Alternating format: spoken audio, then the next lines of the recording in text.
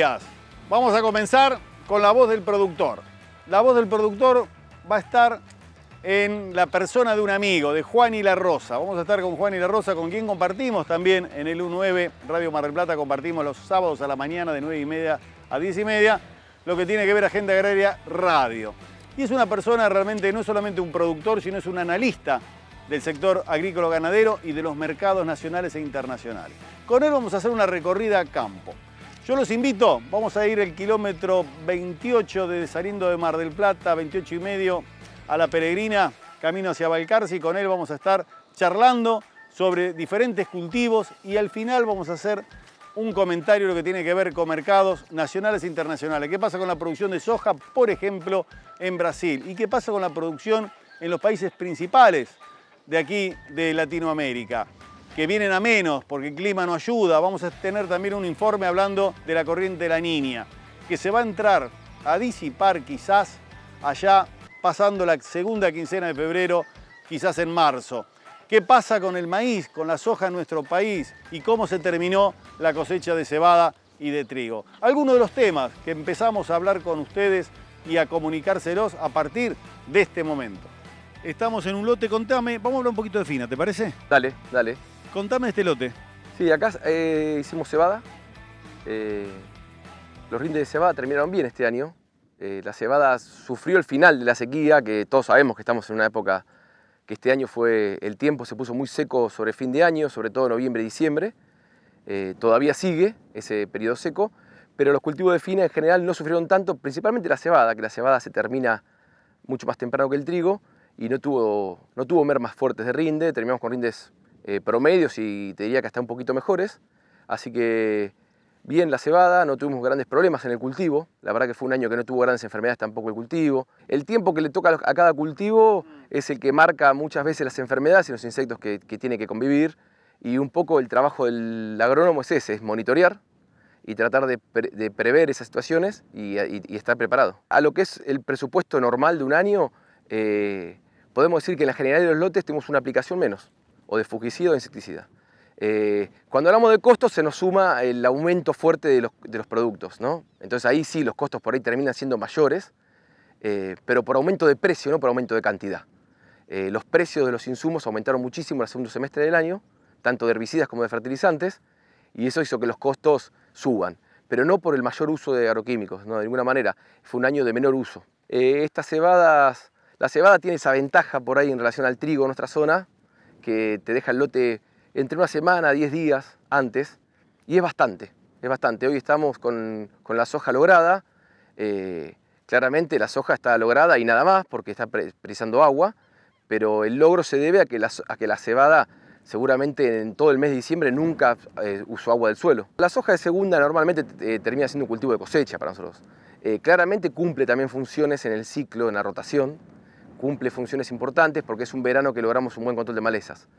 Nos ayuda a controlar malezas, pero sí, claramente es un cultivo de renta. ¿De renta? ¿Le tenés fe? Sí, es un cultivo de renta, que cumple la doble función, claramente. Cuando la renta no es buena, nos justificamos con que fue un buen cultivo de cobertura. Hay países que tienen una matriz productiva muy diferente a la Argentina, que nosotros somos, lógicamente, productores agrícolas ganaderos. Bueno, Holanda piensa reducir 1/3 su producción ganadera. Para eso tiene que mover 29.000 millones de euros para que estos productores se puedan dedicar a otra cosa. Quieren reducir el efecto de gases que se produce por el rodeo, tanto tenga que ver con la ganadería como con la lechería. Lo vamos a escuchar en el informe.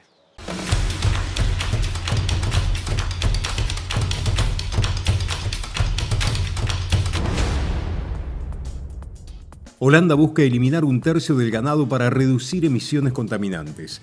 El gobierno del país europeo presentó un plan de 25.000 millones de euros para subvencionar a productores que se reubiquen, dejen de producir vacunos de carne y leche o transformen su producción intensiva en más extensiva y reducir radicalmente el stock de ganado en el país.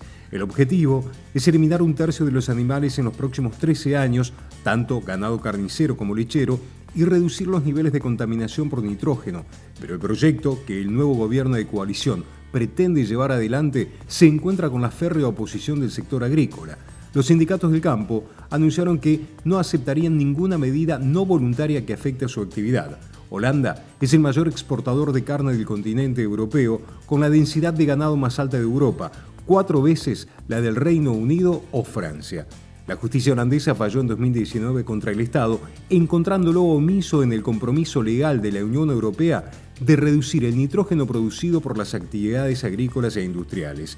En el caso del ganado, la fuente de contaminación es el estiércol mezclado con orina. El plan del gobierno tiene un horizonte hasta 2035 y propone pagar a ganaderos para que se reubiquen o dejen de producir ganado, y a otros les ofrece financiar su transición de métodos intensivos a otros con menos animales en áreas más grandes. Los grupos agrícolas quieren tiempo para reducir las emisiones a través de innovaciones tecnológicas. Holanda no es el único país de Europa que enfrenta una crisis por la emisión del ganado, y los analistas del sector sugieren que Dinamarca, Bélgica y Alemania pronto tendrán que considerar acciones similares.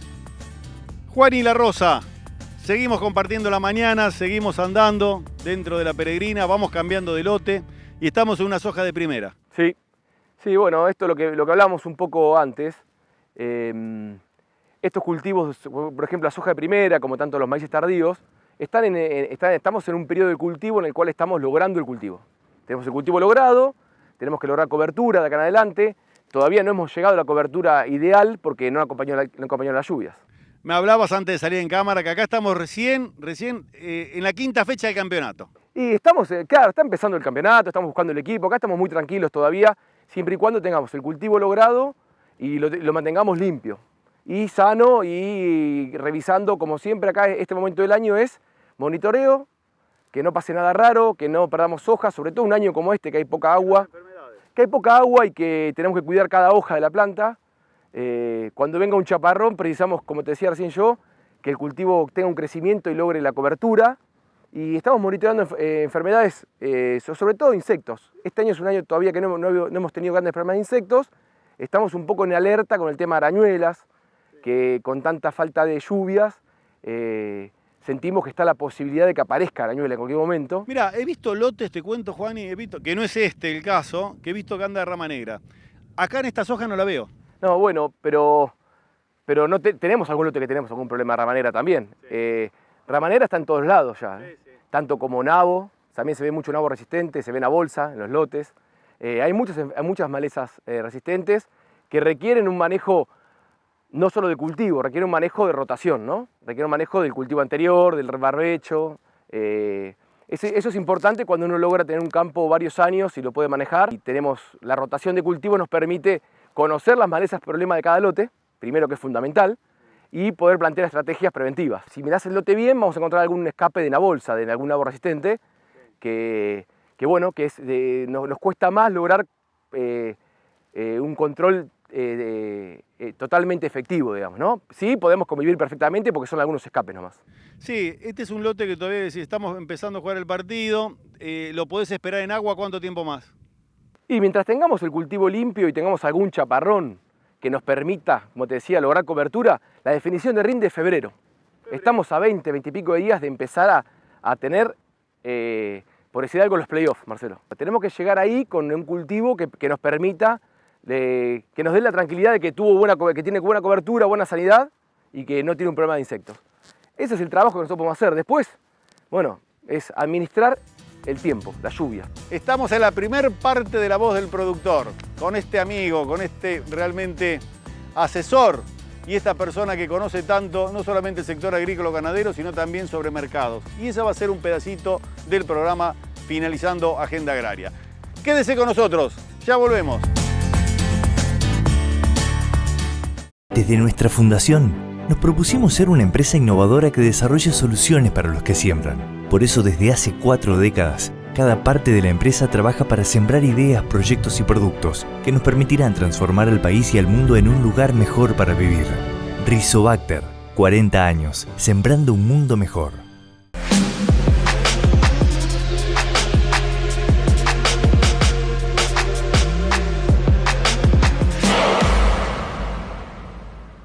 Entrá a www.agendaagraria.com.ar y volvé a ver el último programa. Además, las últimas noticias referidas al sector agropecuario. Recordá, www.agendaagraria.com.ar. Bueno, Juani, nos corrimos a un lote de maíz. Contame las características que presenta este lote. Está en plena floración. Sí, es un lote de maíz, es un lote de buena aptitud agrícola para nuestra zona y es un maíz de primera, digamos, sembrado temprano, un maíz histórico y primera semana de octubre, 10 de octubre, vamos. Sí, está en fecha de siembra temprana con la idea de que sea los primeros maíces con digamos, calidad comercial, ¿no? Para poder mandar a puerto un maíz, un grano comercial allá por mayo. Esa es la idea de la siembra, yo te hablo ahí de la idea comercial de la siembra. Bueno, la agronomía acompaña eso y hace la siembra de octubre, un ciclo intermedio, que está en floración correctamente a lo que tenía que estar. Esta situación es riesgosa porque entra en floración en un momento de máxima demanda atmosférica. Estamos teniendo altas temperaturas y esa alta temperatura genera una alta demanda atmosférica y eso nos provoca que precisemos, para que el maíz no sufra efectos de falta de humedad, que llueva seguido. Y bueno, este año no estamos estamos muy lejos de esa situación, entonces claramente este cultivo va a estar muy afectado por la falta de agua. Y tiene que llover ya, pensemos que este cultivo de maíz ya está en floración, recién mirábamos y ya donde agitamos la planta vemos el polen volar. El maíz está en floración. Un mes alrededor de floración, es decir, 15 días antes y 15 días después, se definen muchos caracteres de rinde en el cultivo. Y eso depende mucho de la tasa de crecimiento de la planta y eso depende del estado hídrico de la planta. En otras cuestiones, ¿no? Estamos a 20 kilómetros de Mar del Plata. ¿De aquí a zona mediterránea se encuentra todo igual? Sí, un poco peor tal vez, también depende de la zona, ¿no? Porque estos años de que no hay lluvias generalizadas, que decimos niña, porque no hay lluvias generalizadas, por ahí pasa una manga de lluvia, ¿no? Hay lugares que se arma una tormenta y en un campo llueven 30 milímetros y a los 10 kilómetros llueven 5. Bueno, esa franja que llueve en los 30 tiene una mejor condición, claramente. Entonces, estamos un poco dependiendo de esas lluvias esporádicas y bien locales. Entonces vos, como productor, como persona que asesorás, estás avisando de que, atención, porque los rindes pueden llegar a tener una merma. Sí, yo diría que al productor no hay que avisarle nada, Marcelo, porque el productor ya está sabiendo que día por día hay un recorte en cuanto a las expectativas de rindes. Principalmente en este tipo de cultivos, un maíz de primera, probablemente un girasol. Ya estamos con mermas de rinde claras porque están pasando el periodo crítico sin humedad. Un maíz sembrado más tarde, como por ahí hay muchos en nuestra zona, siembras de noviembre, si el cultivo todavía está bien, bueno, es un cultivo que todavía tiene un potencial de rinde importante si se revierte, ¿no? Todo es imprescindible que se revierta el estado hídrico del suelo. Hay un problema que tiene que ver con la corriente de la Niña, una sequía generalizada, una demanda realmente de alimentos grande en el mundo. China, que es un país que es el segundo productor mundial de maíz, pero el maíz de ellos no sale al mercado y cuando sale a comprar maíz realmente el amperímetro es bastante oscilante. Ocurren cosas, y ocurren cosas por el efecto de la Niña. Lo vamos a hablar después de un ratito en una nota, pero quiero que ustedes puedan compartir este informe.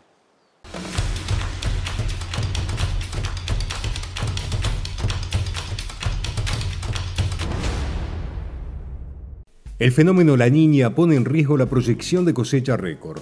La persistencia del fenómeno La Niña sobre la región, por lo menos hasta marzo, condiciona los rendimientos de los principales cultivos agrícolas y aleja la posibilidad de las cosechas récord previstas, coincidieron distintos especialistas y entidades del sector. El fenómeno La Niña seguirá presente por lo menos hasta marzo probablemente, disminuyendo su intensidad, aseguró José Luis Aguielo, especialista en ciencias atmosféricas. Tal como pasó hace un año, en diciembre, el enfriamiento presentó un repunte. Es el valor más bajo que presenta la evolución de esta niña, agregó el consultor Alfredo Elorriaga, consultor de la Guía Estratégica para el Agro en la entidad rosarina. Al repunte del enfriamiento del Océano Pacífico y sin lluvias a la vista para la primera quincena, se sumaron la persistencia de un importante centro de alta presión y temperaturas que volverán a alcanzar valores extremos, indicó la Bolsa de Comercio de Rosario. Para la primera quincena de enero no se esperan lluvias y el problema de la falta de humedad se agrava por la presencia de un importante centro de alta presión ubicado sobre el este del país.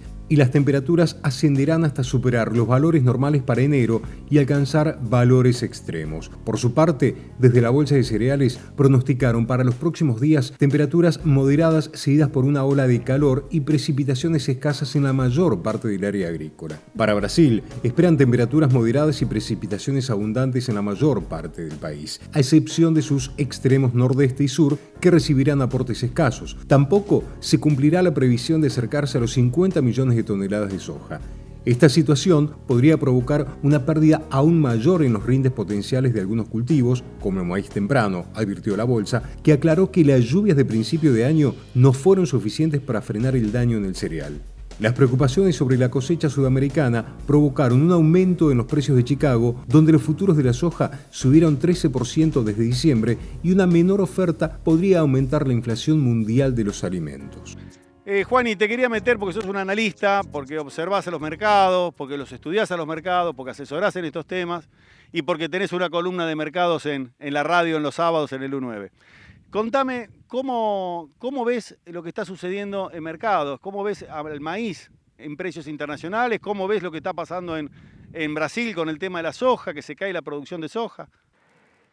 Y bueno, un poco sabemos que los mercados internacionales tienen como dos grandes motores, es la demanda y la producción, ¿no?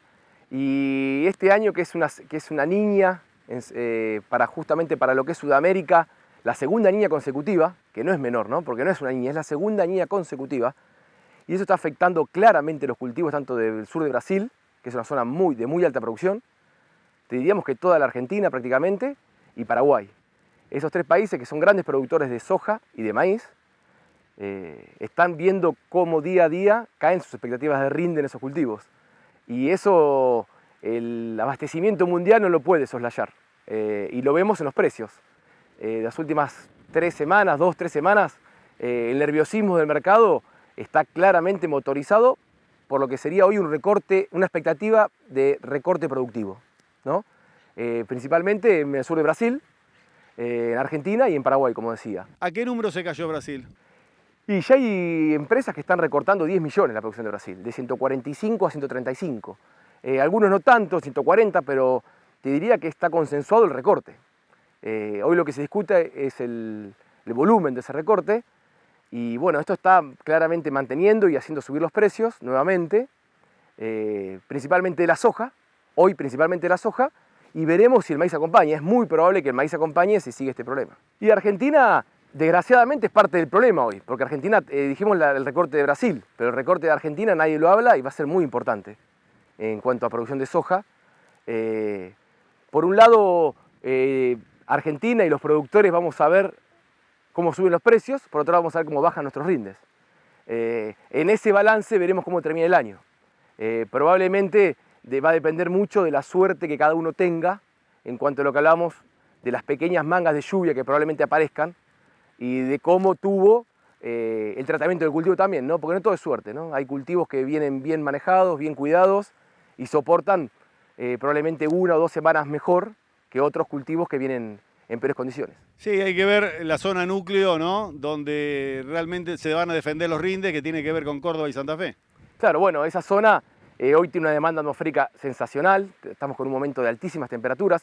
Esta época del año es de esto, pero este año particularmente tenemos temperaturas más altas que lo normal, sin humedad en el suelo prácticamente en los perfiles. Bueno, eso hace que los cultivos sufran realmente esta situación. Nos vamos al corte comercial y vamos a estar comentando al regreso noticias que tienen que ver con las exportaciones de carne. ¿Qué pasa con los cupos, las exportaciones de carne argentina? ¿Qué pasa con la producción de soja? ¿Cuánta soja menos puede llegar a haber en el mercado internacional?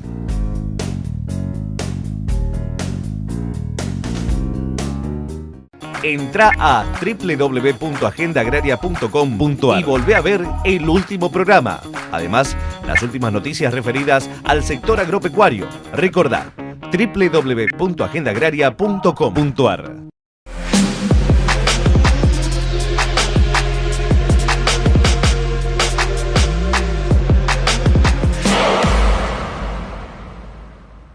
Hotel Facón Grande, Reconquista 645, Buenos Aires.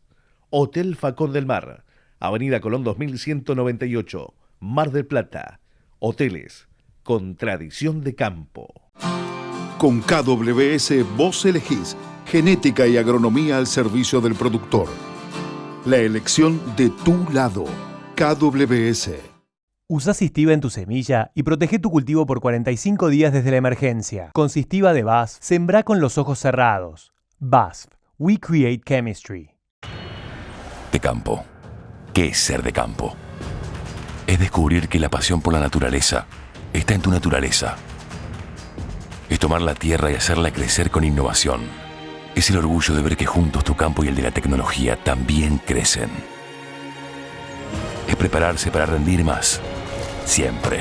Y por sobre todo es entender que ser de campo es algo que nunca dejas de ser. Nidera Semillas, crecemos juntos. Este verano, vayas donde vayas, disfrútalo a pleno con la mejor carne del mundo, Carne Argentina. Encontrá las mejores recetas en www.carneargentina.org.ar.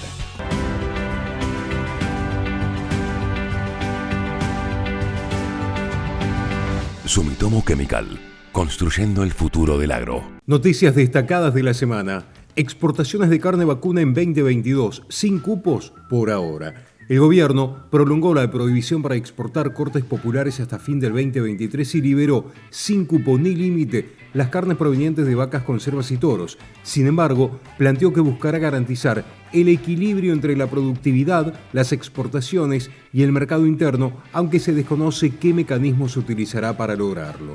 Los precios mundiales de los alimentos alcanzaron un máximo de 10 años en 2021.